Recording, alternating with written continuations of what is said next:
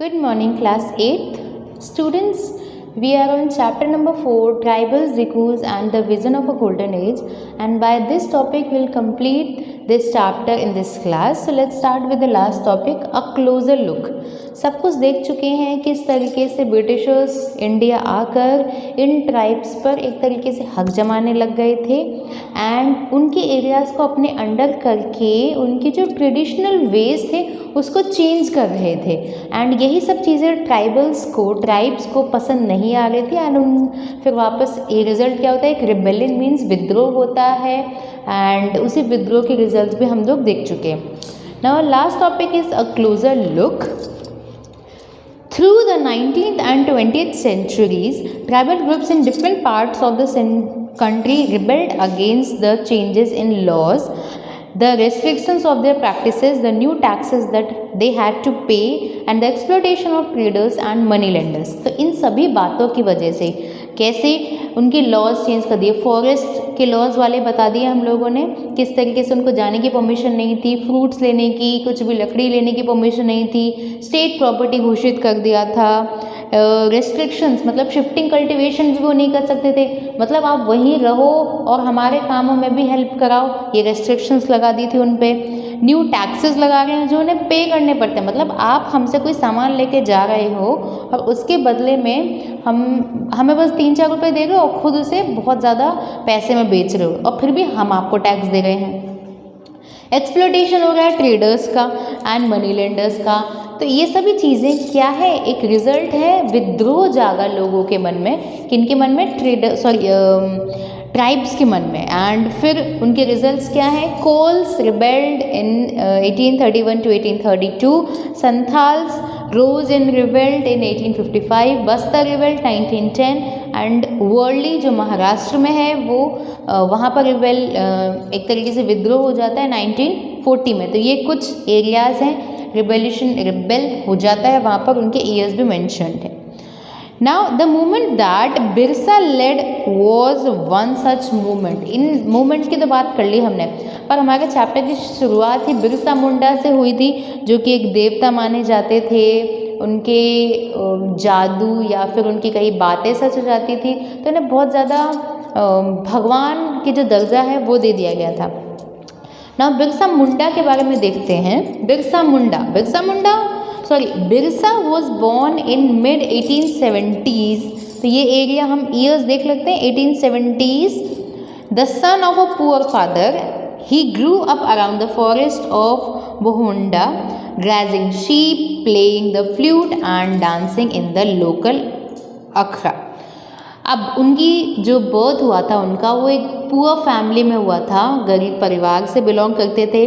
भेड़ों को चरा रहे हैं, फ्लूट बजा रहे हैं एंड डांस कर रहे हैं, यही उनकी डेली रूटीन की लाइफ थी. फोर्स बाय पॉवर्टी, गरीबी से एक तरीके से तृप्त होके his father had to move from one place to another looking for work. गरीबी है, काम करना है, तो उनके फादर को एक जगह से दूसरी जगह शिफ्ट होना पड़ता था. एज एन अडोलसेंट मतलब बच्चे ही तो थे उस टाइम पे Birsa heard tales of Munda uprising of the past and saw the sirdars और सरदार्स जिन्हें हम बोलते हैं of a golden age when the Mundas have been free of the oppression of Dikus and said there would be a time when the ancestor right of the community would be restored. Now बच्चे हैं वो और अपने बचपन में उन्होंने ये सब देखा कि जो सरदार्स हैं उनकी कम्युनिटी है वो ये बातें करती थी कि हमारे पुराने ज़माने में ये टाइम हुआ करता था, ये जो दिकूज़ हैं मतलब आउटसाइडर्स हैं वो नहीं होते थे, तो हमारी पुरातन चीज़ें गोल्डन एज के नाम से जानी जाती थी. पुराना ज़माना गोल्डन एज था हमारा. जब से ये लोग आ गए हैं इन्होंने एक तरीके से बर्बाद कर दिया, दबा के रखा है हम लोगों को एंड हमें हमारे जो पैतृक राइट्स थे वो हमें वापस चाहिए, हमें इनसे लेने हैं. मतलब हमारी जो लाइफ स्टाइल थी वो बिल्कुल चेंज कर दिए. तो इन लोगों ने बिरसा मुंडा ने ये सारी बातें सुनी. They saw themselves as a descendants of the original settlers of the region fighting for their land. मतलब हम ही इस लैंड के हैं और एक तरीके से हमें ही अलग थलग कर दिया है, और वो लड़ाई चाहते थे अपने लैंड को वापस जाने की, जिसे उन्होंने मुल्क की लड़ाई बोला है।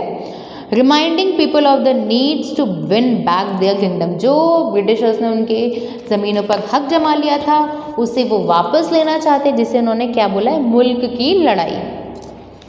Birsa went to the local missionary school and listened to the sermons of missionaries. जो उपदेश हैं वो उन्होंने सुने, एंड उन उपदेशों को सुन के उन्हें ये लगा, there too he heard, उन्होंने वहाँ पर भी ये सुना, it said that it was possible to the Mundas to attain the kingdom of heaven. मतलब जो किंगडम ब्रिटिशर्स ने हथिया लिया उसे हम वापस ले सकते हैं, हमारे स्वर्ग जैसा जो घर है हम उसे वापस ले सकते हैं, and regain their lost rights, जो राइट्स हमसे ले लिए गए हम उसे वापस पा सकते हैं। तो सरदार से सुन ही रहे हैं, अपने स्कूल्स में से भी उन्होंने ये उपदेशों में ये चीज़ें सुनी हैं। This would be possible if they became good Christians, ये तभी पॉसिबल होगा जब आपको सारी चीज़ें मिल जाएंगी, जब आप एक गुड क्रिश्चियंस बनते हैं एंड आप बैड प्रैक्टिसेस को एक तरीके से अपनी लाइफ, मतलब बुरी आदतों को अपनी ज़िंदगी से हटाना पड़ेगा आपको ये सब पाने के लिए। Later Birsa also spend some time in companies of a prominent Vaishnav preacher, Vaishnav preacher के तौर पे भी उसने अपनी लाइफ स्पेंड की थी कुछ साल के लिए, जहाँ उन्होंने he wore the sacred thread and began to value the importance, मतलब एक पतला धागा जिसे हम बोलते हैं वो पहना, और एक तरीके से पुण्य या फिर प्योरिटी की तरफ उन्होंने अपनी लाइफ को मूव फॉरवर्ड किया। मतलब वो वैष्णव बनते जा रहे हैं, वो प्योरिटी की तरफ ध्यान, मतलब आत्मा और मन तन से एकदम प्योर होना चाहते थे, शुद्ध होना चाहते थे।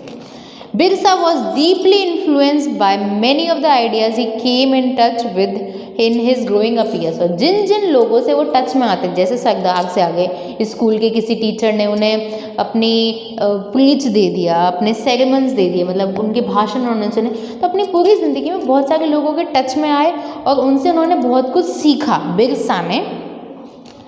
His movement was aimed at reforming tribal society, और उनका मूवमेंट ट्राइबल सोसाइटी को एक तरीके से वापस रिफॉर्म करना था, जो पीछे एक तरीके से मॉडर्नाइज हो रही है, लोग अपने कल्चर को भूलते जा रहे हैं, तो वापस से रिफॉर्मेशन उनका मेन मकसद था। He urged to Mundas to give up drinking liquor, मतलब शराब पीने पर उन्होंने एक तरीके से बोला मुंडास को, जो उनकी जनजातियाँ हैं, उन्हें बोला कि आप शराब को पूरी तरीके से त्याग दें, अपने गाँव को स्वच्छ रखें, एंड जो बुरी चीज़ें हैं जैसे विच क्राफ्ट, शैतानी शक्तियाँ हो गई, इन सब से दूर रहें, मतलब इनमें कुछ भी नहीं रखा है, आप बस पवित्रता की ओर बढ़ते जाएं। ये उन्होंने एक तरीके से अपनी जो थिंकिंग थी वो स्प्रेड आउट करने की कोशिश की। But we must remember that Birsa also turned against missionaries and Hindu landlords. He saw them outside forces that were ruining the Mundas way of life. But यहाँ पर उन्होंने क्या किया, उन्होंने हिंदू लैंडलॉर्ड्स और मिशनरीज़ के एक तरीके से अगेंस्ट में थे, वो उन्हें बाहरी मानते थे एंड ये समझते थे कि वो मुंडास की, हमारी जनजातियों की, जो लैंडलॉर्ड्स हैं वो हमारी जनजातियों को बर्बाद कर रहे हैं। 1895 Birsa earns his follower to recover their glorious past. अब बिरसा ने इतनी अच्छी अच्छी बातें कही तो उनके फॉलोअर्स तो बढ़ेंगे ही, उन्हें मानने, मतलब अगर एक आदमी है वो यहाँ पर सभा कर रहा है, उसकी जो थॉट्स हैं अगर हमें पसंद आते हैं तो हम उन्हें फॉलो करेंगे, उनकी बातें अगर हमें पसंद आती हैं तो हम उनकी बातों को और सुनना चाहेंगे। तो बिरसा भी इस तरीके से अपनी फ़िलॉसफी को रखते थे कि उनके फॉलोअर्स बन गए, उनके अनुयायी बन गए। तो उन फॉलोअर्स को उन्होंने बोला कि हमें हमारे जो ग्लोरियस पास्ट था, जो एकदम बोले कि सभ्य सुशील समाज था हमारा, वो हमें वापस चाहिए। कितनी ज़्यादा लैविश लाइफ थी हमारी, वो हमें वापस चाहिए। उन्होंने बात की golden age in the past, जिसे हम सतयुग बोलते हैं, where Mundas lived a good life, Satyug पुराना काल, आज तो कलयुग चल रहा है, तो सतयुग में कैसे हम लोग साथ रहते थे, भाईचारे के साथ रहते थे, हम लोग एम्बैंकमेंट्स तटबंध बनाते थे, नेचुरल स्प्रिंग्स मतलब जलधाराएं जिसे हम बोलते हैं, प्लांट्स को उगाते थे, ऑर्किड्स को उगाते थे, orchards, practice cultivation to earn their living, मतलब सिंपल लाइफ थी हमारी, कितनी अच्छी लाइफ थी। हमें वो चीज़ें वापस लानी चाहिए, सिंप्लिसिटी की तरफ बढ़ना चाहिए। They did not kill their brethren and relatives, मतलब पुराने ज़माने में ऐसा नहीं होता था कि हम हमारे भाई बंधुओं को ही मार रहे हैं, उनकी हत्या कर रहे हैं। तो ये सारी चीज़ें हमें, मारने वाली चीज़ें नहीं, हमें पुरानी जो भी हम भाईचारे के साथ रहते थे वो सभी हमारी रेगुलर लाइफ में इंक्लूड करनी चाहिए। दे लिव्ड ऑनेस्टली, ईमानदारी के साथ रहें। Birsa also wanted people to once again work on their land, settle down and cultivate their fields. अब जो लोग बाहर जाके काम कर रहे थे, बिरसा ये चाहते थे कि आप अपनी ज़मीन पे रहें, इसमें कल्टिवेट करें एंड सेटल डाउन हो जाएं। What worried British officials most was the political aim of Birsa movement. अब ये सारी चीज़ें तो बिरसा अपने पर्टिकुलर एरिया में कर रहे, ब्रिटिशर्स को क्या है, आप करते रहो जो करना है आपको, बट चिंता का विषय क्या था ब्रिटिशर्स के लिए, उनकी पॉलिटिकल मूवमेंट, किसके, बिरसा के पॉलिटिकल मूवमेंट। बिरसा पॉलिटिकली भी इन्फ्लुएंस कर रहे थे लोगों को। Hindu landlords and the government and setup of Munda Raj with the Birsa at its head. बहुत सारे लोग बिरसा को एक तरीके से फॉलो कर रहे हैं यहाँ पर। Movement identify all these forces as the cause of misery the Mundas were suffering. अब इसमें हम लोग, जो मुंडा जनजाति थी वो सफ़र कर रही थी, एक तरीके से उनका उत्थान करना ही इस मूवमेंट का मेन मकसद है। The land policies of the British were destroying the traditional land system. Shifting agriculture हमने बताया है, स्लैश एंड बर्न एग्रीकल्चर या जूम कल्टिवेशन। सो ये जो ट्रेडिशनल वे था उनका एग्रीकल्चर करने का, उसको एक पूरी तरीके से बर्बाद करके रख दिया था ब्रिटिशर्स ने। Hindu landlords and money lenders were taking over there land. अब इसलिए बुरा मानते थे बिरसा उन्हें क्योंकि हिंदू एंड मनी लेंडर्स जो थे धीरे धीरे उनकी प्रॉपर्टी को लिए जा रहे थे। एंड ये क्या है, missionaries were criticising their traditional culture. And missionaries जो हैं वो उनकी पुराने सभ्यता चली आ रही है उनको क्रिटिसाइज करते थे, उनकी बुराई करते थे। As the movement spread the British official decided to act. अब जैसे जैसे ये मूवमेंट बढ़ता गया मुंडास का, ब्रिटिशर्स ने रिएक्ट किया। कब तक आप रिएक्ट नहीं करोगे, थोड़ी देर तक आप उन्हें एक तरीके से इग्नोर कर सकते हो, पर जब मूवमेंट बढ़ता गया तो ब्रिटिशर्स ने क्या किया, उन्होंने बिरसा को अरेस्ट कर लिया। बिरसा के जो थॉट्स थे वो लोगों को इंस्पायर कर रहे थे against Britishers. Convicted him on charges of rioting and jailed him for 2 years। 2 साल की उन्हें जेल हो जाती है बिरसा को। When Birsa was release in 1997, year से याद रखेंगे, 1995 में वो अरेस्ट हो जाते हैं, 1997 में वो रिलीज हो जाते हैं। ही began touring the villages to gather support. उन्होंने गांव में भ्रमण करना शुरू कर दिया ताकि लोगों को वो इकट्ठा कर सके, लोगों का उन्हें सपोर्ट मिल सके। He use traditional symbols and languages to rouse people, मतलब लोगों को जगाने के लिए उन्होंने जो पुरानी सिम्बल्स थे, लैंग्वेजेस थी, उनकी एक तरीके से उन्हीं के बेस में लोगों को जगाना स्टार्ट किया। Urging them to destroy Ravana, कि रावण की जो रावण मीन्स जो बुराई का सिंबल होता है, urging them to destroy Ravana. Because जो आउटसाइडर्स होते हैं एंड द यूरोपियंस, रावण को हमें क्या करना है, मार डालना है, बाहर निकालना है। तो डिकूज या फिर यूरोपियंस को भी हमें बाहर निकालना है। And establish a kingdom under his leadership, और एक ऐसा राज्य या फिर एक ऐसी जगह स्थापित करनी है जो कि उनके लीडरशिप के अंडर में हो। बिरसा's followers began targeting the symbols of Diku and European powers। अब बिरसा के सिम्बल्स ने, बिरसा के जो फॉलोअर्स, उन्होंने क्या किया, जो ब्रिटिशर्स के जो अड्डे थे हम बोलेंगे, उन पर अटैक करना शुरू किया, जिससे उनकी जो पावर थी, ब्रिटिशर्स की पावर, वो ढीली पड़ती गई।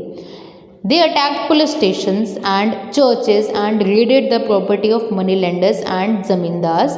उन्होंने क्या किया, उन्होंने पुलिस स्टेशंस पे अटैक करना शुरू कर दिया। चर्चेस, मतलब जो ब्रिटिशर्स किस रिलीजन को फॉलो करते हैं, क्रिश्चियनिटी को, तो उन्होंने चर्चेस पे हमला किया। मनी लेंडर्स जो लोन देते थे उन पे हमला किया। ज़मींदार पे हमला किया, उनकी प्रॉपर्टीज़ को एक तरीके से रेड कर दी उनकी प्रॉपर्टीज़ पे, एंड उन्होंने वाइट फ्लैग को अपना सिंबल बनाया बिरसा राज के अंदर में। नाउ क्वेश्चन बन जाता है यहाँ पर, what is the symbol of Birsa Mundas revolution और रिबेलियन? तो वाइट फ्लैग है। इन 1900 बिरसा डाइड एंड उनकी एक तरीके से वो बॉर्न कब होते हैं, मिड 1970s में, एंड 1900 में उनकी डेथ हो जाती है of cholera, and the movement faded out. उनकी डेथ के बाद मूवमेंट थोड़ा फीका पड़ने लग जाता है। However the movement was significant in at least two ways. First, it forced the colonial government to introduce laws so that the land of tribal could not be easily taken over by Dikus. अब यहाँ पर जो movement था वो दो तरीके से, एक तरीके से सफल हम बोल सकते हैं। पहला कि ऐसे लॉज बनाए जाने चाहिए जिनसे ट्राइबल्स जो हैं उनकी ज़मीनें हथियार न ली जाए, उनके पुराने तरीक़ों पर हमला ना किया जाए, किस तरीके से वो एग्रीकल्चर करते थे, आसानी से उनसे ज़मीनें ना ली जाएँ, ये एक सिग्निफिकेंट। और किसके द्वारा ना ली जाए? डिकूज मीन्स आउटसाइडर्स के द्वारा। तो ये एक रीज़न था। दूसरा था, it showed once again that a tribal group had the capacity. हम ये बता रहे हैं कि ट्राइबल ग्रुप जो जनजातियाँ, उनमें ये पावर है, उनमें ये कैपेसिटी है कि वो प्रोटेस्ट कर सकते हैं इनजस्टिस के खिलाफ। अन्याय हो रहा है तो उसके खिलाफ वो चुपचाप बैठेंगे नहीं, वो इनजस्टिस के खिलाफ आवाज़ उठाएंगे, अपने गुस्से को एक्सप्रेस करेंगे अगेंस्ट कॉलोनियल रूल। ब्रिटिशर्स के खिलाफ उन्होंने अपना गुस्सा जाहिर किया था। तो ये दो सिग्निफिकेंट जो हम बोलते हैं छाप पड़ गई थी, इफेक्ट डाला था इस मूवमेंट ने। They did this in their own specific way, अपना तरीका था उनका, अपने तरीके का प्रोटेस्ट किया था। Inventing their own rituals and symbols of struggle, symbol बता दिया है, रिचुअल्स बता दिए थे, इस तरीके से उनके रिचुअल्स पर हमला किया था, जिसका रिजल्ट क्या है? rebellion. Now by this topic we have completed chapter number 4, tribals, Dikus and the vision of a golden age. So that's it for today's class. Thank you.